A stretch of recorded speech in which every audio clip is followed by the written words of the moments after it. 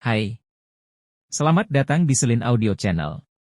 Di kesempatan kali ini saya ingin membuat video tips merakit power amplifier yang tidak mudah jebol atau rusak.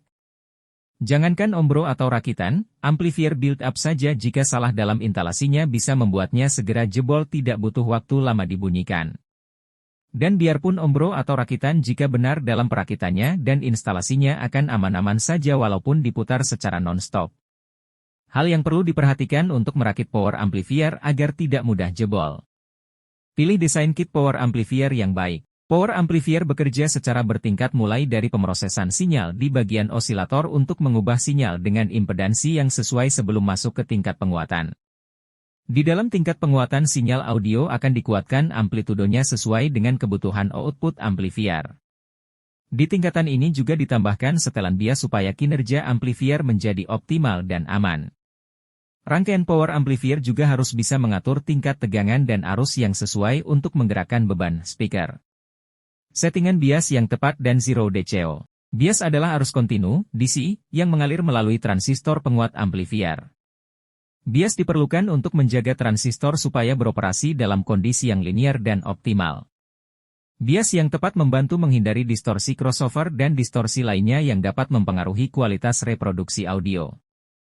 Arus tegangan power supply dan transistor final. Sebelum sobat merakit sendiri power amplifier, dari awal sudah mempunyai program yang jelas.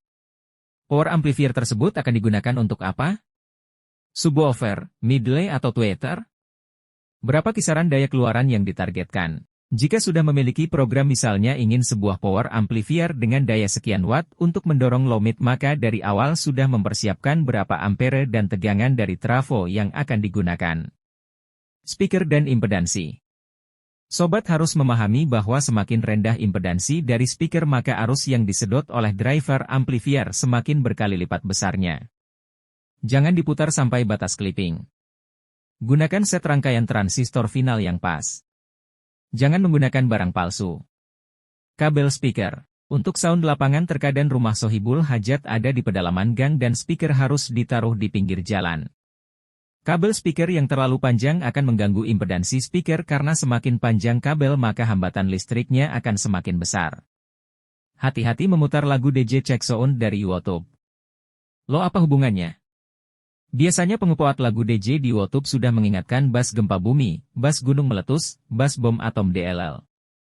Masalahnya sobat paham gak dengan kemampuan dari amplifiernya? Demikian saja artikel kali ini tentang bagaimana cara merakit power amplifier yang tidak mudah jebol atau rusak, semoga bermanfaat. Mungkin ada yang mau ditanyakan, silahkan komen like dan jangan lupa subscribe channel Selin Audio ya. Terima kasih. Bye.